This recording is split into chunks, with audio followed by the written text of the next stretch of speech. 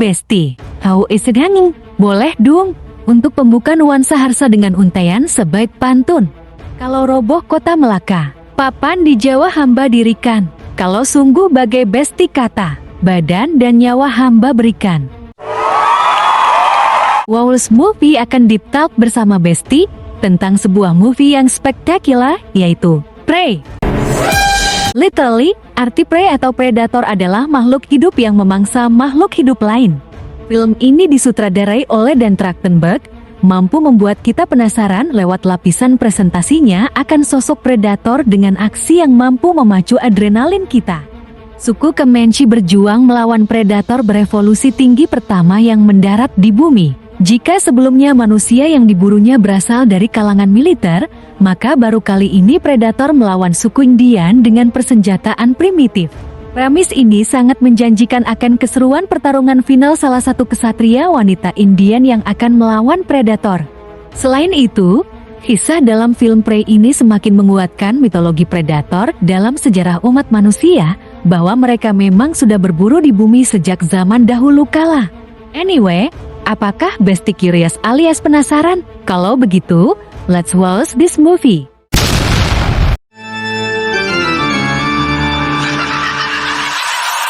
Yeah.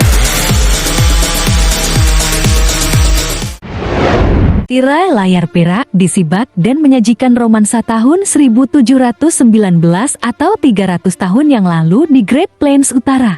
Introduce seorang gadis belia suku Comanche Indian. Dia bernama Naru yang merupakan tokoh utama protagonis dalam film ini yang diperankan oleh Amber Mid Thunder. Naru tinggal bersama ibunda yang bernama Aruka dan kakaknya yang bernama Taabe di desa suku Comanche, serta memiliki anjing yang setia bernama Sari. Naru tumbuh dan memiliki cita-cita sebagai pemburu handal. Dia ingin sekali mengikuti jejak mendiang ayahnya dan kakaknya yang kini telah menjadi salah satu pemburu andalan sukunya. Basically, Naru adalah gadis yang cerdas, handal dalam mencari jejak dan membaca situasi, serta ditambah lagi dengan kelihayannya dalam menggunakan berbagai senjata, antara lain kapak dan panah. Selain menguasai keahlian berburu, Naru juga menguasai pengobatan herbal yang dipelajarinya dari ibunda.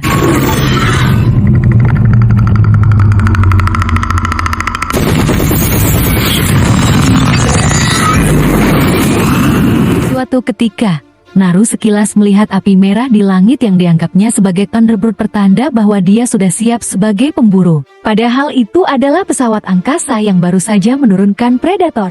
Desa dikejutkan dengan berita bahwa salah satu warga mereka diserang oleh singa gunung. Naru diizinkan ikut dalam tim pencarian yang dipimpin Tabi karena kemampuannya melacak jejak dan pengobatan. She should stay. She tracks well. If we find Puyi alive.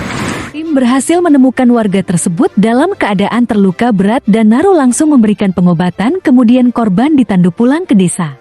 Basically, Naru yang cerdas menganalisis bahwa ada eksistensi makhluk lain yang membuat singa lari dari sarangnya, ada tumpukan kotoran tulang-tulang remuk, ada ular yang dikuliti serta jejak kaki yang sangat besar.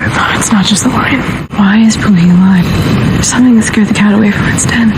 Menyadari ancaman besar yang akan datang kepada sukunya, Naru memutuskan untuk melakukan perburuan dan berangkat bersama anjing peliharaannya, Sari. Dalam perjalanan, dia menyaksikan puluhan bangkai bison yang dikuliti oleh pemburu kulit Prancis. Setelah mendoakan arwah para bison, Naru melanjutkan perjalanan dan nyaris tersedot oleh lumpur hidup.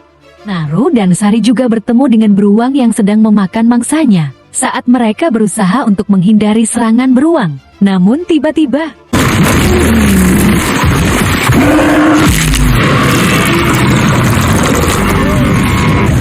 siapakah dia? Tentulah tokoh protagonis film ini, yaitu Predator Prey. Actually, ciri khas Prey memburu kepala untuk olahraga yang dijadikan piala hanya dari spesies yang dianggap berbahaya, termasuk manusia dan alien. Prey memiliki teknologi canggih seperti alat kamuflase, senjata berenergi tinggi, variasi senjata tajam dan kemampuan untuk menjelajah ruang angkasa. Naru yang selamat bertemu dengan kelompok teman-temannya yang memang sedang mencarinya atas perintah Tabi.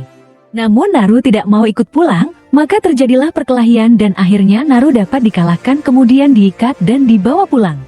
Prey mengamati kejadian ini dan menilai teman-teman Naru layak untuk diburu. Maka tiba-tiba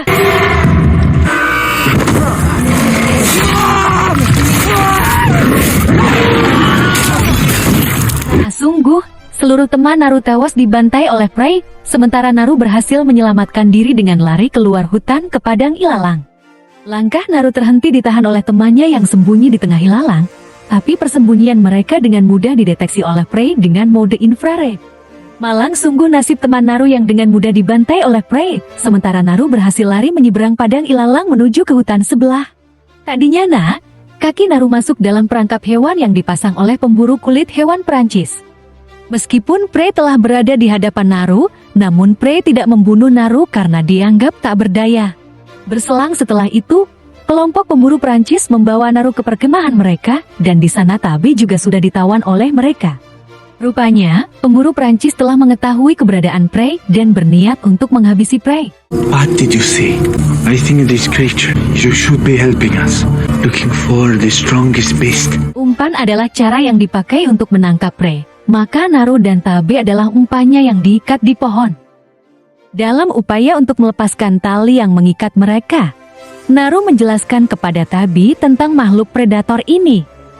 Tabi menyemangati bahwa mereka bisa membunuh Prey. The thing the white men are trying to catch, or the bait, is coming for us. I don't know that this thing can be killed. It doesn't want bait, it doesn't hunt that way. If it bleeds, we can kill it. Sesuai kode etik predator, Prey hanya memburu spesies yang dianggap menimbulkan ancaman, bukan yang lemah atau umpan. Tak pelak lagi, satu persatu pemburu Perancis dibantai oleh Prey. Tak diduga oleh Prey, kakinya terjerat oleh perangkap hewan yang dipasang oleh pemburu.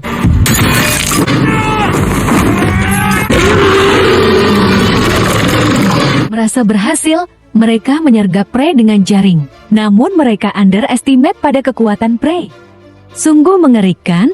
Kini satu persatu para pemburu dibantai oleh Prey.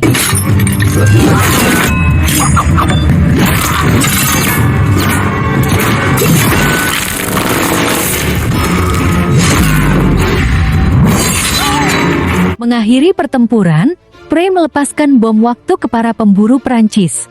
Karena ketidaktahuan mereka, alih-alih menyelamatkan diri, mereka malah asyik mengamati bom tersebut.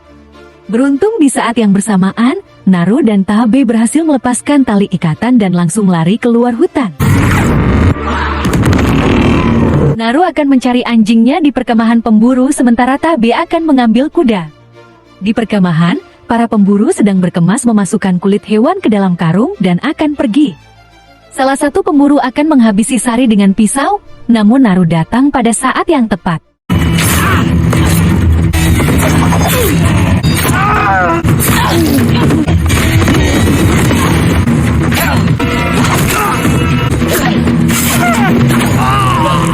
Satu persatu para pemburu dapat dikalahkan Naru. Sari yang telah berhasil diselamatkan disuruh pergi oleh Naru. Tak lama berselang, seorang pemburu yang terkena bom ranjau Prey datang menghampiri untuk minta bantuan pengobatan. Sebagai imbalannya, Naru diajarkan cara menggunakan pistol. Suara burung yang tiba-tiba terbang membuat Naru bergegas bersembunyi karena mencurigai akan ada yang datang. Sesaat kemudian, Prey menghampiri perkemahan dan mengidentifikasi satu persatu mayat yang bergelimpangan.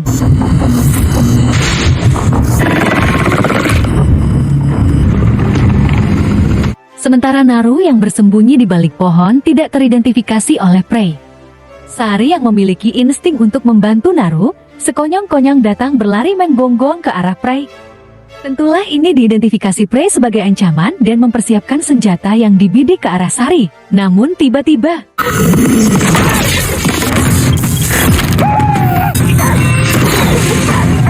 fungsi topeng yang dipukul Tabi, selain melindungi muka Prey juga sebagai laser pointer pengarah senjata ke sasaran.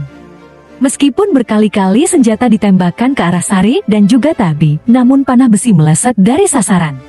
Naru mencoba membantu dengan menggunakan pistol, sayangnya pistol belum berhasil menembakkan peluru. Pekikan Naru mengalihkan perhatian Prey dari Tabi, kesempatan itu digunakan Tabi untuk melancarkan serangan.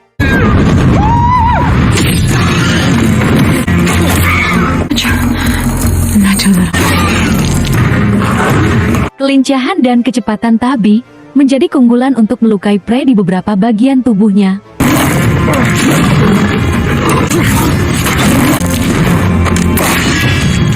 Merasa kewalahan, Prey mengaktifkan mode kamuflase sehingga dengan mudah Tabe dapat dibunuh oleh Prey.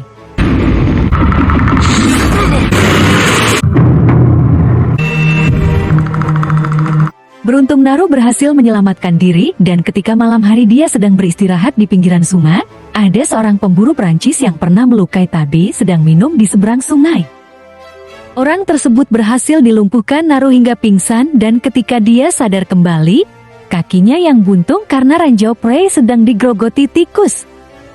Senapan yang telah dikosongkan pelurunya sengaja diletakkan Naru dekat pemburu tersebut sebagai strategi agar dia menggunakan untuk mengancam Naru.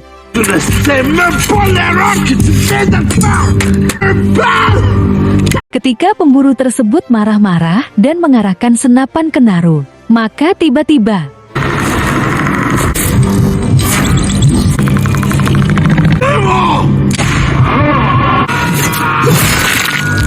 selain menunjukkan bahwa Naru bukan ancaman pada Prey, strategi lainnya yang disiapkan Naru adalah menembak Prey saat dia sedang lengah.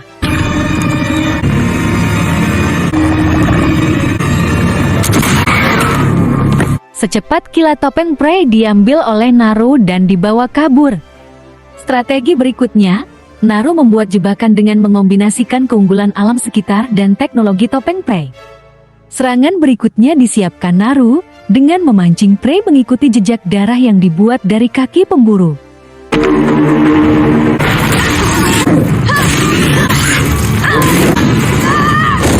Saat yang tepat, Sari datang membantu Naru.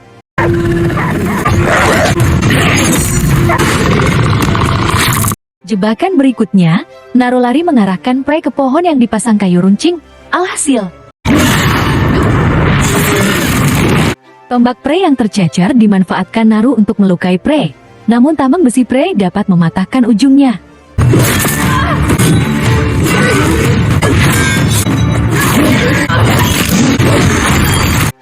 Meskipun gerakan Naru lincah, namun kali ini dia dapat ditangkap Prey dan dibanting. Hampir saja tameng besi Prey memotong leher Naru. Namun,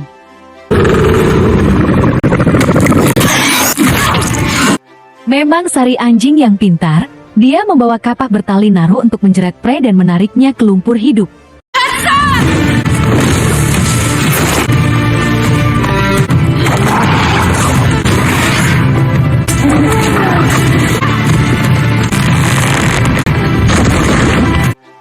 Nampaknya nasib Prey sudah berakhir. Ternyata tidak demikian ya Beastie, dia dapat muncul lagi dari lumpur hidup dan bahkan mengarahkan senjatanya ke Naru. Itulah jebakan Naru yang terakhir. This is as far as you go. Do it.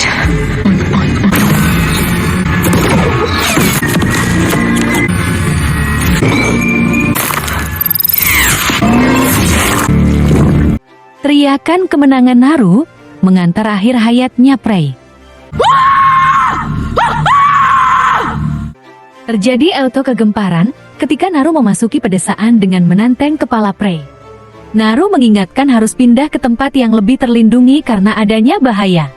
Atas keberhasilan Naru, maka kini tongkat kepemimpinan suku ada di tangan Naru, dan tentulah wakilnya adalah Sari.